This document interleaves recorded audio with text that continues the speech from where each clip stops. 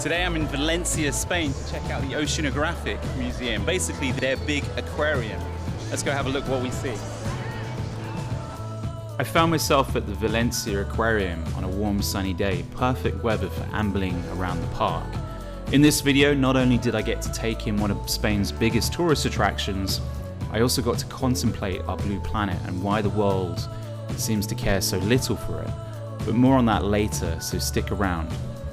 Here's a little tip for you: if you want to park underneath the aquarium, it's going to cost you €7, or you can park on the main road here, and there's actually parking all the way down this entire main road, which is just outside the aquarium, and it's free. Don't get conned by the man in the yellow vest that says, hey, I'll look after your car for €5. That guy is trying to con you. Parking on this road is free, at least for now. I'm the Wandering Englishman. If you haven't clicked that subscribe button already, click that subscribe button. You won't regret it. The Oceanographic is the largest complex of its type in Europe, spanning 110,000 square meters and holding a capacity of 42 million liters of water. This includes a 26 million liter dolphinarium and a 7 million liter ocean tank with sharks, rays and other fish, which you will see later.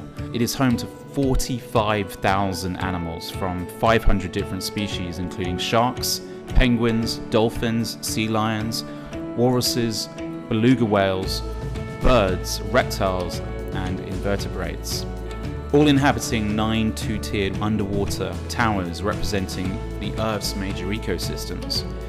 The aquariums utilize seawater pumped from the La Meva Rosa Beach, just a few kilometers away. The park is divided into 10 areas. The marine areas are arranged into Mediterranean habitats, the Arctic oceans, islands, the tropics, the temperate seas, and the Red Sea.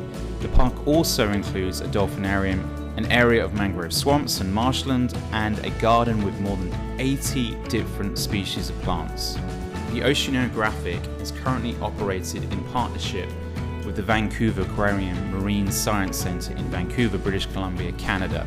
So any Canadians watching this, let me know, should I visit that place on my next visit to Canada? Probably when Trudeau has been ousted, I'll think about it. I was expecting lots of aquariums. What I wasn't expecting was all these wild bird habitats. In here we have the aviary filled with a tremendous number of birds, which I'm just going to go have a look at now. Quite exceptional place. They've got all types of creatures here. I'm a huge fan of aquatic life, having tried over the years to explore as many of Earth's oceans, seas, rivers and lakes as possible. I have developed a huge fascination for the life of these ecosystems. From carrying out whale conservation in the Caribbean to monitoring manatee populations in Honduras and Central America, to helping turtles with their eggs in Fiji, to name but some of the little aquatic adventures I've had over the years. What saddens me about the way we are in the 21st century, we have a global human population of 8 billion who go about their daily lives, on the whole, oblivious to the life we are responsible for under the water. We as a species are responsible for the overfishing, pollution, and total destruction of our planet's aquatic ecosystems. And yet what is extra frustrating, those who I align myself with politically on the conservative right have very little time for the conservation of our blue planet, which is ironic when conservatives should want to conserve the world they live in. It's in the name after all. And yet, because the climate agenda has been pushed by sinister groups in power, many on the conservative right now want nothing to do with anything that sounds vaguely green.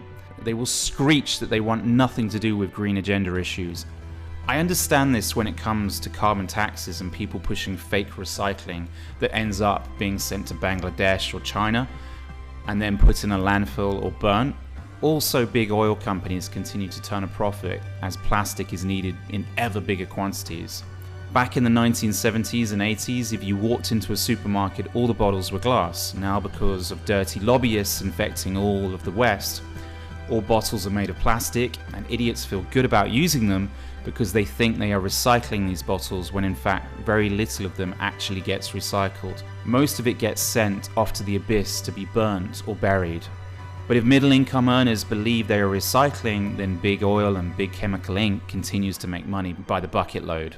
Sadly, in the West, we are constantly distracted by fearful headlines on global warming, which would later become climate change, which would then later become sustainability through restraining us. When in fact, since day one, the argument should have been about the loss of biodiversity taking place on Earth due to the increasing consumer-driven population. I'm not calling for a cull or depopulation like our World Economic Forum friends, but let's be frank. The loss of biodiversity on this planet is what makes us less human, and which in turn will lead us down a path to our own destruction. The human race isn't some divine species that has a right to choose what lives and what dies because we were brought here by some high and mighty God. And just for the record, I'm stating that not as an atheist, but as a believer. The reality is far simpler. The human race is an evolved species of ape who in the last few thousand years, since the population of the species has accelerated, has become an over-destructive, out-of-control ape that won't stop breeding. A good definition for all human beings, sadly, is the word parasite. To truly understand what a parasite is, please allow me to give you a definition of a parasite. An organism that lives on or in a different kind of organism, the host, from which it gets some or all of its nourishment. Parasites are generally harmful to their hosts, although the damage they do ranges wildly from minor inconvenience to debilitating or fatal disease. A parasite that lives or feeds on the outer surfaces of the host body, such as a louse, tick, or a leech, is called an ectoparasite. Hence, the reality is we are ectoparasites. We feed on the surface of planet Earth, sucking the life derived from this planet. Human beings are currently causing the greatest mass extinction of species since the extinction of the dinosaurs 65 million years ago. If present trends continue, 1/2 of all species of life on Earth will be extinct in less than 100 years.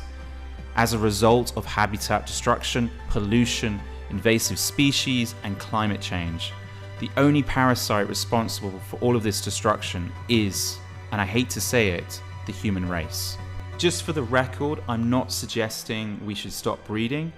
I'm just simply suggesting certain parts of the world should probably put the brakes on, because there are certain parts of the world causing a much greater destruction to this planet than other parts of the world. That is for another conversation, so stick around for another video on another day. So this is one of the more impressive bits, the fact you can get super close to flamingos. The aquarium you'd expect it, but the flamingos, normally when you see them in the wild, they're far off. These ones, tiny little enclosure, they've got the ability to fly, but they're here at the moment. So this place is split into different areas. I'm now going underground to go check out the sharks. There's a crocodile area, there's obviously a bird area, there's a turtle area. This is called the Atlantico. And in theory, maybe marine life from the Atlantic. Let's check it out. Now, most of us are aware of the threat to polar bears, whales, pandas, and tigers. Yet in recent years, the shark population on planet Earth has been reduced by more than 90%. Does the human race give a damn? It doesn't seem to. The Orient continue to believe shark fin soup will solve their health problems, and the West still portrays the shark as a killing machine. But the reality is elephants kill more people a year than sharks do. The drinks machine in your canteen is going to kill more people each year than the humble shark. So because of the Spielberg effect with Jaws, people didn't give a damn if sharks are wiped out. In my mind, sharks are an intelligent and peaceful creatures, and yet in the last 100 years, we as a species have replaced them as the ocean's #1 predator. The illegal trade in shark fins is now second to the illegal trade in drugs in terms of profitability. People need to sit up and realize that the fishing industry is globally responsible for the destruction of sharks, as well as every other species in the seas. The next generation will look upon our generation with such disillusionment if we allow this to continue, just like we look upon those in the past who took part in slavery. Those that have spent much time with me will know of my rants against those that are committed to whaling, the fur trade, and general parasitic killing of every species on this planet. If you're feeling charitable, please donate to the Warriors of the Sea, also known as the Sea Shepherd crew.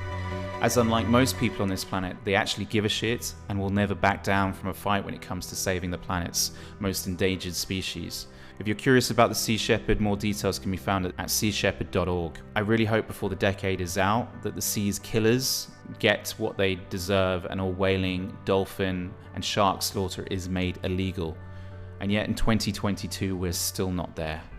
The last thing I want to do is sound like a Greta Thunberg. How dare you, as she would say.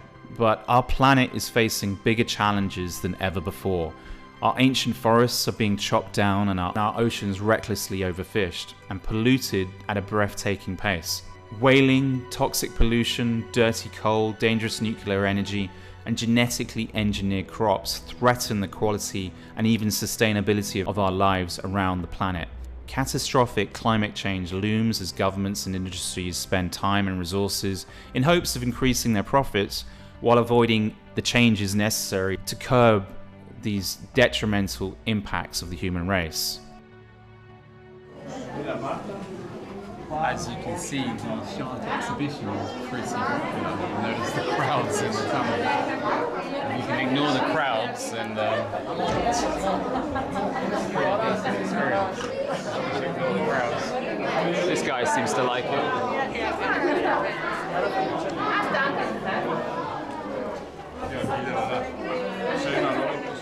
It gives you a real perspective of just how fierce and sharp their teeth are when you see them from below.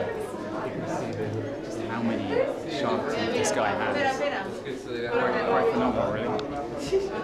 If you're looking to make a charitable donation to organisations that actually do make a difference for this planet, I'd recommend the Sea Shepherd, the WWF and Greenpeace. Over the years, Greenpeace has had a positive impact around the world by bearing witness and convincing politicians and industry to change many harmful practices. Greenpeace have managed to protect enormous swathes of land, push through major environmental laws, and sometimes even inspire business, government and science to put the good of the planet before financial gain. Although this pace is not happening quick enough in my mind. But if you think the power of Greenpeace is with its ships or its peaceful direct action or its solution-based campaigning, think again, because it's actually you. Greenpeace is not a political party, but they do need the support from the politicians who would align themselves with Greenpeace. No matter where you live in the world, ask your representative, be it a congressman or an MP or a councillor that represents you, and ask them, do they really have the conviction to carry through with giving a hand to the earth? Building more houses on our green and pleasant land or rainforests around the world is not green, and yet the Greens in the United Kingdom, that seems to be their number one policy, proving that that party is not green. The Greens in the UK are a million miles away from being green, as they would rather build on our green and pleasant land. It's by visiting places like this aquarium where I hope people maybe realise that they need to stop consuming and wasting unnecessarily. But I fear they are simply zoos and places to gawp at what once lived in our oceans.